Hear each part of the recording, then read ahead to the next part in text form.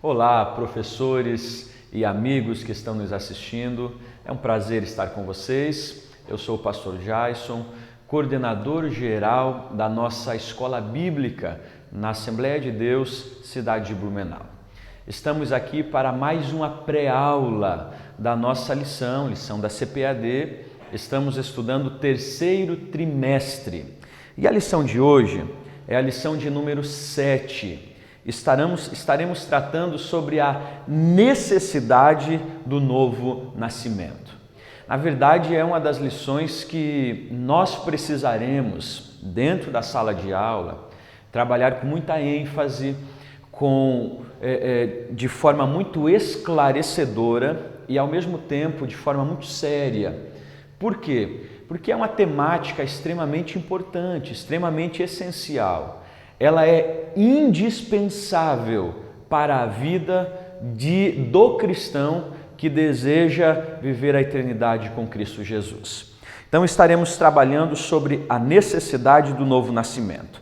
E eu entendo que seria importante, dentro da introdução ou da apresentação da lição, você realizar a seguinte pergunta dentro da sala de aula, dentro da igreja, para os seus alunos: o que é o novo nascimento?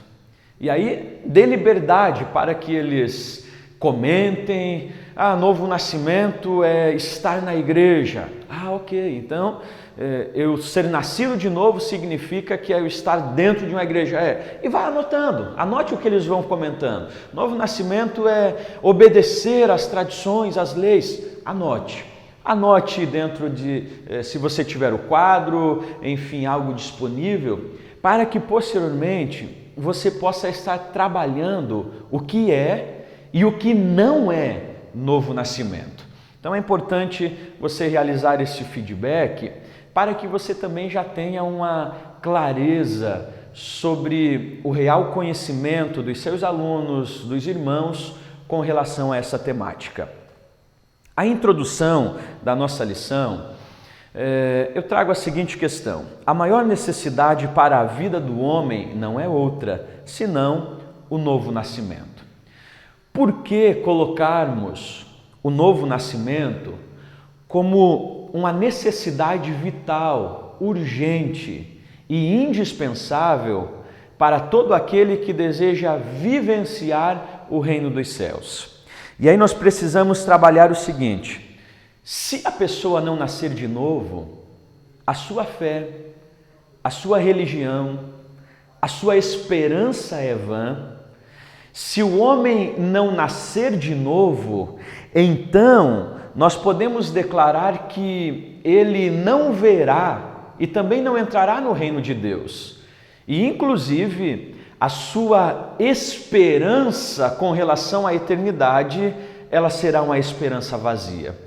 Então, o novo nascimento, ele é indispensável para todo aquele que deseja estar a eternidade juntamente com Deus. Então, frise isso dentro da introdução da sua lição, a importância, a real necessidade do novo nascimento.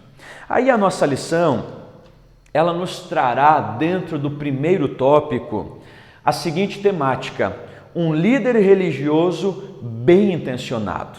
E aí nós vamos estar trabalhando sobre a pessoa de Nicodemos. É importante nós vermos o seguinte: D.A. Carson vai nos dar uma seguinte definição acerca de Nicodemos e o seu encontro com Cristo. Nicodemos se aproximou de Jesus à noite, mas que a noite de Nicodemos era mais escura que ele pensava. E aí a nossa lição vai trabalhar 3 subtópicos. O primeiro: quem era Nicodemos? João 13:1. O segundo subtópico: os fariseus. E o terceiro subtópico: sobre os sinais efetuados por Jesus. Pois bem, o que nós precisamos destacar dentro deste tópico, lecionando com os nossos alunos? Acho que é bacana você sempre estar trabalhando dentro desta temática de perguntas, ouvindo a classe, levando-os a pensar, é justamente a ideia de nós não fornecermos as respostas prontas, propriamente entendendo que teologia e o estudo dela não é o estudo de fórmulas que já vêm prontas, mas que nós vamos construindo muitas coisas ao longo da nossa caminhada. Então, é trabalharmos justamente sobre quem era Nicodemos. E aí é importante nós frisarmos que Nicodemos era um líder religioso do farisaísmo, príncipe do povo, um homem estudado, um mestre das leis, um estudioso, alguém que aparentemente nós vamos perceber que havia uma sinceridade, uma devoção na vida de Nicodemos. Então é importante nós narrarmos essas questões. Era um dos líderes, porque em João 7 nós vamos encontrá-lo dando algumas orientações dentro da reunião do farisaísmo. É importante nós frisarmos que lá em João 19, é justamente Nicodemos que na morte de Cristo vai levar aí aproximadamente 35 quilos de aloés e mirra para que o corpo de Cristo fosse embalsamado. Então este homem, ele era conhecedor das leis, conhecedor e estudioso, mestre das leis. Falando sobre os fariseus, normalmente a ideia que nos vem, e se é vinculado o grupo dos fariseus à hipocrisia, a hipócritas, a ideia de sepulcros caiados que por fora são bonitos, pintados, mas que por dentro há podridão. Só que é importante nós frisarmos que os fariseus, o significado não é este, o significado é puro ou separado. E nós precisamos frisar sim que fariseus era um dos grupos religiosos da época, haja visto que haviam também saduceus, os zelotes, os essênios, mas que os fariseus faziam parte do Sinédrio, ou seja, o Sinédrio era aquele grupo de 70 cadeiras ou 70 pessoas que compunham julgamentos, tanto os religiosos como cíveis, ligados ao povo de Israel. Os fariseus não estavam em grande número no Sinédrio, mas compunham algumas cadeiras. Era um grupo que tinha um respeito e a admiração pelo povo israelita, muito maior a admiração do que os saduceus o tinham. Os fariseus, é importante nós frisarmos que Cristo vai totalmente criticar a postura, a atitude deste grupo. Porém, a teologia dos fariseus, em muitos pontos, é extremamente pura. Os fariseus acreditavam na vida após a morte, acreditavam na sentença ou no juízo após a morte. Os fariseus acreditavam em anjos e demônios.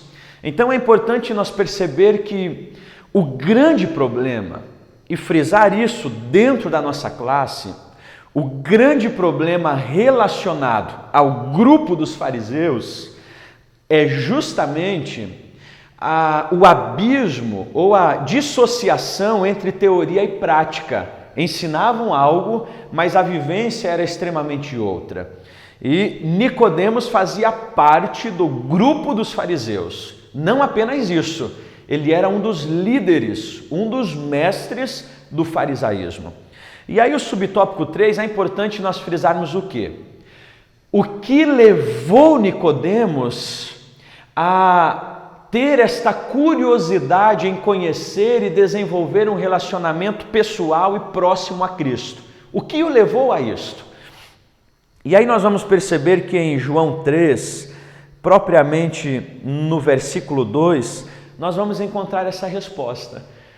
Nicodemos chega até Cristo e vai dizer: Rabi, nós sabemos que o Senhor é um mestre que vem de Deus, pois ninguém pode fazer esses milagres se Deus não estiver com ele.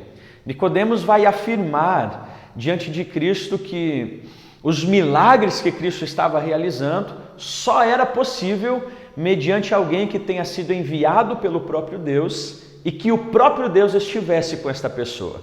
Então é muito provável que os milagres, que milagres? Os milagres do capítulo 2 nós vamos encontrar após a festa de Caná da Galileia, Cristo realizando milagres que chamaram a atenção.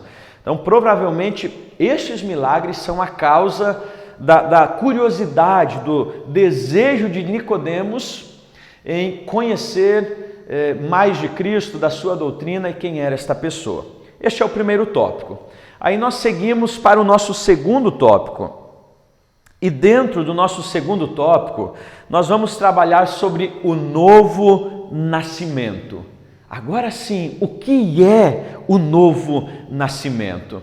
E é importante nós percebermos uma questão muito detalhista dentro do diálogo de Jesus com Nicodemos. Enquanto Nicodemos, ainda no versículo 2, está nessa proposta de elogio a Cristo, Jesus Cristo, no versículo 3, vai fazer uma declaração que incomoda Nicodemos, mais do que isso, que lhe gera dúvidas e faz com que ele direcione uma pergunta a Cristo. Jesus, no diálogo com Nicodemos, vai dizer: Nicodemos, eu afirmo para você que ninguém pode ver o reino de Deus ou dos céus sem que antes nasça de novo. E isso inquieta Nicodemos. A pergunta de Nicodemos é a que poderíamos também realizar: nascer de novo? Como isso é possível? E Nicodemos vai realizar esta pergunta: como pode um homem nascer sendo velho? Pode, porventura, voltar ao ventre materno e nascer segunda vez? Talvez o pensamento de Nicodemos relacionado a esta pergunta estava dentro do contexto grego da época. Os gregos acreditavam na reencarnação e acreditavam na possibilidade de um retorno para o ventre materno e um nascimento novamente. Então, a reencarnação. E aí é importante nós detalharmos que Cristo vai frisar para Nicodemos, dizendo: não, Nicodemos, não é esta a questão, mas o que eu estou dizendo é o seguinte. Aí Cristo vai tratar lá no versículo 6, ele vai dizer: olha, quem nasce da carne é carne, e o que é nascido do Espírito é Espírito. Justamente a diferenciação que Cristo está pontuando é esta: Nicodemos, quem nasce de um relacionamento natural, homem e mulher, é homem. Quem nasce da carne é carne. Agora, quem nasce do Espírito, quem nasce de uma intervenção divina, logo é espiritual. Então, a proposta que Cristo está trazendo para Nicodemos, e é uma proposta nova para Nicodemos, é justamente a ideia de um nascimento novo, que ele ainda não havia ouvido, e que não estava relacionado à reencarnação, à possibilidade do homem retornar ao ventre da sua mãe, mas algo ligado ao espiritual ou ao sobrenatural. E aí, professores, eu deixo uma dica para vocês. Antes de nós trabalharmos sobre o que é o novo nascimento, nós realizarmos a seguinte pergunta: o que não é novo nascimento? Eu acho importante nós trabalharmos com essas perguntas negativas, porque elas nos proporcionam uma forma de pensar e até questionar as nossas bases teológicas e doutrinárias. Pois bem, o que não é novo nascimento?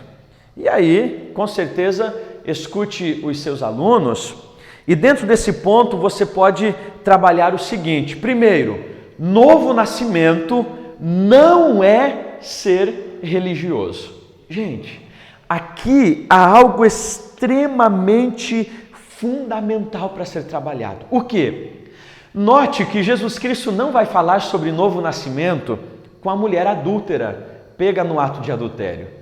Jesus não vai falar sobre nascimento com o ladrão da cruz. Jesus não vai falar sobre nascimento com Zaqueu ou com a mulher samaritana no poço. Mas Jesus vai tratar sobre novo nascimento justamente com, preste atenção, um religioso, obedecedor das leis, estudioso, mestre no quesito de estudar e entender as leis, alguém que ia pelo menos 2 vezes por semana à sinagoga, dava dízimo de todas as coisas, alguém que era altamente religioso. E é justamente a esta pessoa que Jesus vai declarar dizendo: ei, você precisa ter a consciência, a concepção do que novo nascimento não é ser uma pessoa religiosa. E aí o que nós precisamos frisar dentro da nossa classe não significa que por eu estar em uma igreja, pertencer a um grupo de cristãos, ter uma carteirinha de membro, ter descido às águas ou obedecer a uma série de ordenanças, tradições e princípios, que eu nasci de novo. Porque Nicodemos já vivenciava todas essas situações, mas Cristo vai declarar a ele: é necessário nascer de novo, justamente porque ele ainda não havia passado por este processo. Então, novo nascimento não é religiosidade e não é ser religioso. Religioso está muito mais ligado ao externo e não ao que se diz como essência.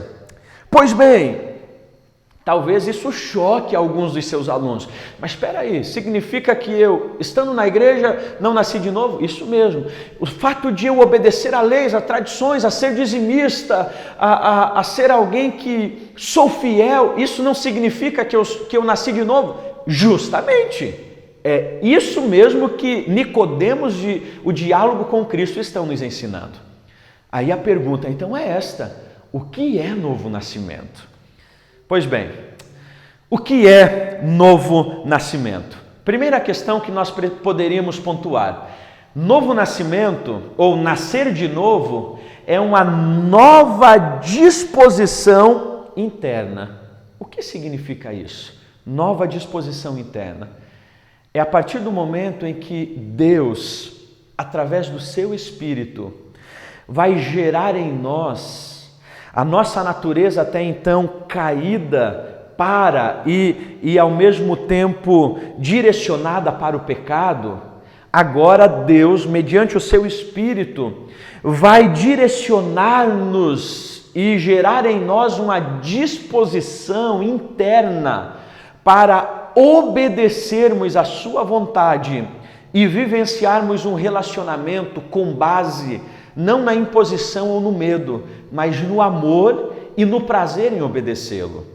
Quando nós falamos acerca de disposição interna, nós estamos falando acerca de uma disposição no interior do homem que só é possível e gerada mediante o Espírito Santo, e uma disposição de realizarmos o bem e de obedecermos a Deus.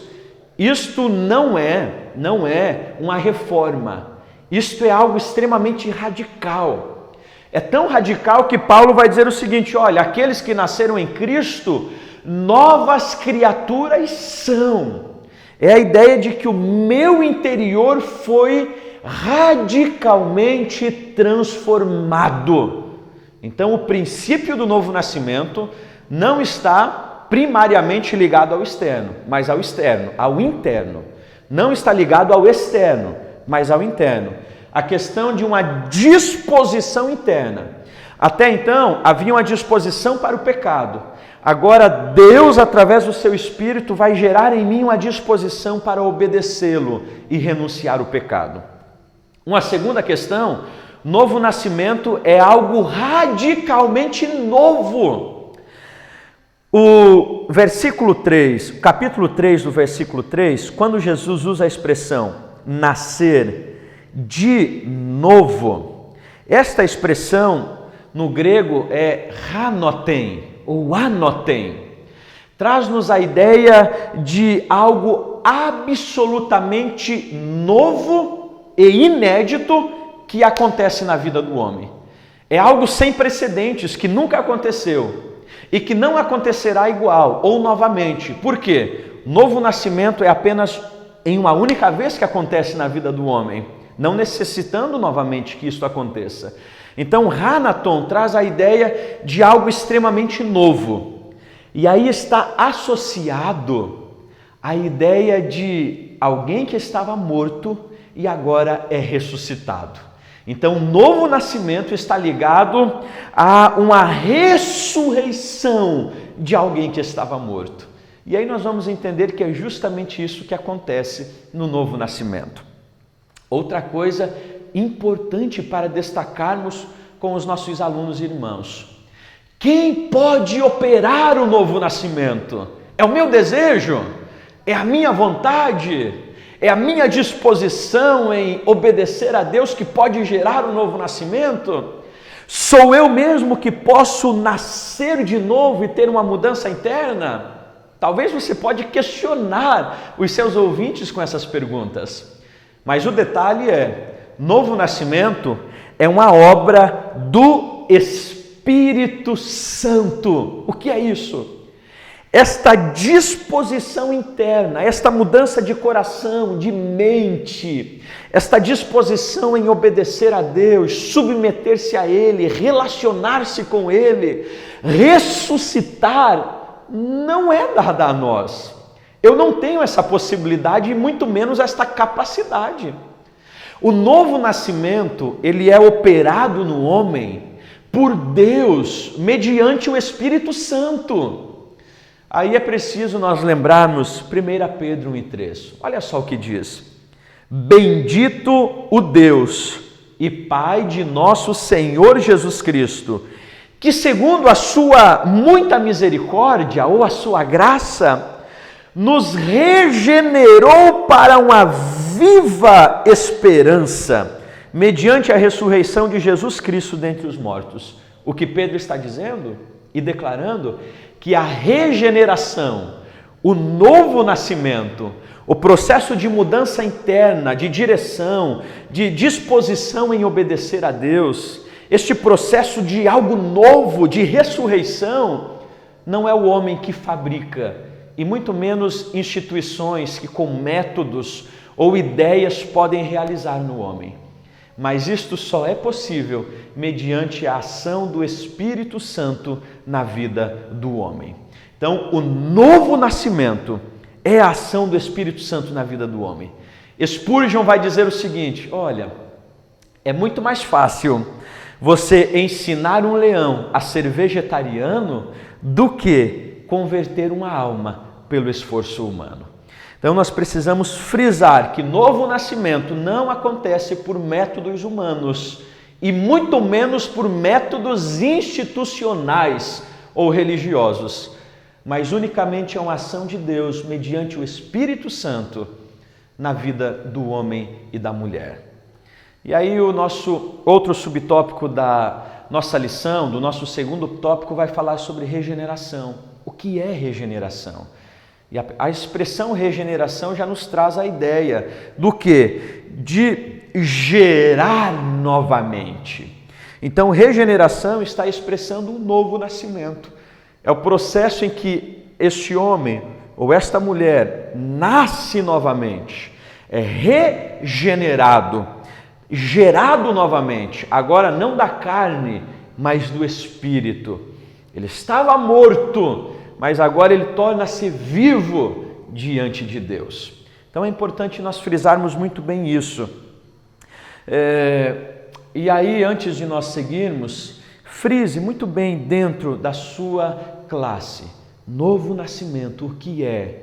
Olha, novo nascimento é a disposição de obedecermos, é a disposição dada por Deus mediante o seu Espírito e não está ligado à religiosidade. As questões externas são secundárias e elas só devem acontecer e serem possíveis mediante a ação primária, o novo nascimento. Aí talvez surja uma pergunta dentro da sua classe: o que é nascer da água e do Espírito? Nós vamos encontrar esta questão. E aí, gente, há algumas linhas interpretativas com relação a este ponto. Alguns vão declarar que nascer da água é nascer do homem, da carne, relacionamento natural, e nascer do Espírito é o nascimento espiritual, divino. Mas existe uma interpretação que acredito eu que seja mais coesa e mais coerente, onde vai entender que aqui não há dois nascimentos, mas apenas um. O nascer da água e o nascer do Espírito não são dois nascimentos, mas apenas um nascimento com duas expressões. E aí eu digo o seguinte: primeiro, nós temos Hendriksen, que vai dizer o seguinte, que tanto o nascer da água e o nascer do Espírito estão significando: nascer da água, arrependimento, e nascer do Espírito é o Espírito gerando o arrependimento na vida do homem. Então o novo nascimento só é possível mediante o arrependimento, que é o Espírito Santo quem gera na vida do homem. Outro que vai trabalhar nesta mesma direção é MacArthur. Ele vai dizer o seguinte, que água e Espírito, em todo o Antigo Testamento, são tratados como limpeza e purificação interna do homem. E aí ele vai usar textos de Isaías 32, Ezequiel 36, para declarar o seguinte: a água, a palavra, ela nos limpa, e o Espírito Santo gera esta limpeza e este arrependimento no coração e na vida do homem. E por fim nós temos D.A. Carson, que vai fazer a menção de Ezequiel também 36, 25 ao 27, relacionado a João 3 e 5. E aí ele vai dizer o seguinte: olha, é impossível você ler João 3 e 5. Eu afirmo ao Senhor que isso é verdade. Ninguém pode entrar no reino de Deus se não nascer da água e do Espírito. D.A. Carson vai dizer que é impossível você fazer essa leitura sem antes observar Ezequiel 36, 25, Ezequiel 36, 25 ao 27. Olha só o que diz. 25. Borricarei água limpa sobre vocês e os purificarei de todos os seus ídolos e de todas as coisas nojentas que vocês têm feito. Eu lhes darei um coração novo e porei em vocês um espírito novo. Tirarei de vocês o coração de pedra, desobediente, e lhes darei um coração bondoso e obediente. Porei o meu espírito dentro de vocês e farei com que obedeçam às minhas leis e cumpram todos os mandamentos que lhe dei. Então a ideia é o quê? Nascer da água e do Espírito é um único nascimento onde há um processo de limpeza, purificação, arrependimento, e que tudo isso é gerado pelo Espírito Santo na vida do ser humano. Outras questões que aí você pode trabalhar também, meios essenciais à regeneração, vistos a partir do lado divino. Eu não vou trabalhar muito essas questões, elas estão disponíveis tanto em PDF como PowerPoint no nosso site eb-blumenau.com.br. Mas você vai trabalhar que meios são necessários ou essenciais para a regeneração. A vontade de Deus, a fé na morte e na ressurreição de Cristo, a palavra de Deus essencial, a ação do pneuma, do Espírito na vida do homem e aí por diante. E então nós adentramos no nosso terceiro tópico. O nosso terceiro tópico vai trabalhar sobre novo nascimento, uma necessidade humana. E aí é importante, dentro do primeiro subtópico, o estado humano. O que você vai frisar neste primeiro subtópico? Como nós estávamos e ficamos após a queda. Se você lembrar, ele vai ter uma correlação com a lição passada, que vai falar sobre o nosso estado pecaminoso. Então você pode frisar que o homem, trabalhando dentro de Gênesis 3, houve a morte, tanto física, não no momento, mas posteriormente, a morte física, a morte espiritual, relacionamento com Deus rompido, a morte eterna. Paulo vai frisar em Romanos, em Efésios, o que? Nós estávamos mortos para com Deus. Paulo vai frisar que nós éramos inimigos de Deus. Então veja, o nosso estado é um estado onde nós estávamos mortos, inimigos de Deus, condenados a uma morte eterna e vivermos eternamente distanciados de Deus. Esta é a nossa realidade humana. Então surge a necessidade do novo nascimento, porque é justamente no processo de novo nascimento que este homem, que é inimigo de Deus, que está morto para Deus, o Espírito Santo, no processo do novo nascimento, vai tornar este homem vivo, vai ressuscitá-lo diante de Deus. De inimigo, passará a ser amigo, mais do que amigo, passará a ser filho de Deus.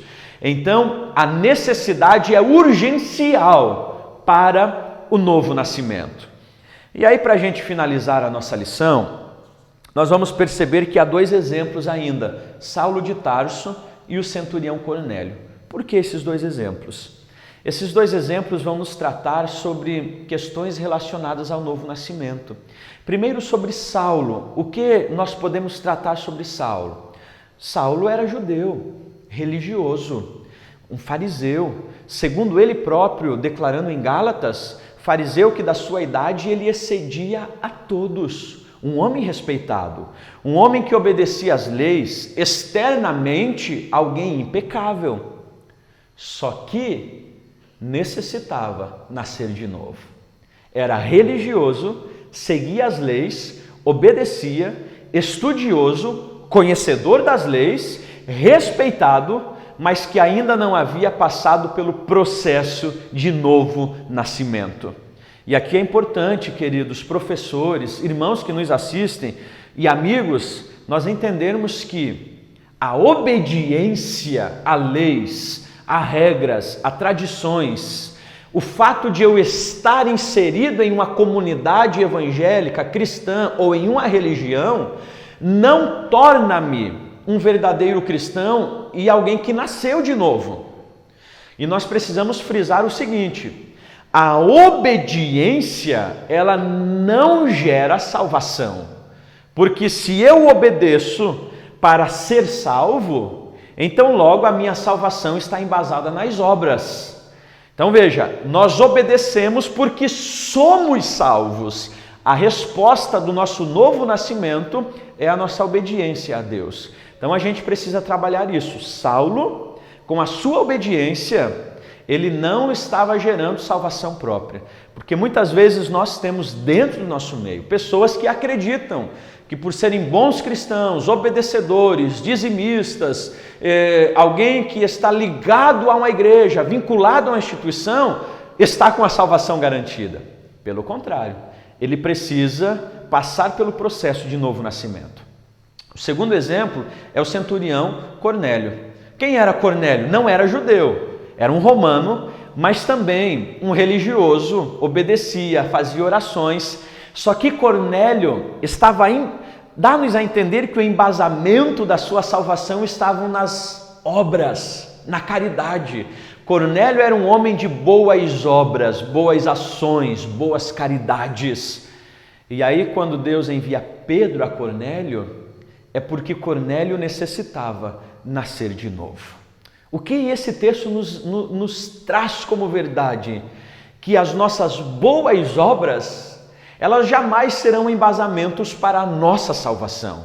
Então nós precisamos trabalhar isso dentro da nossa classe. As obras não nos garantem salvação. E aí você poderia até realizar a seguinte pergunta: então, se as obras não garantem salvação, não é necessário realizarmos boas obras? Ouça-os.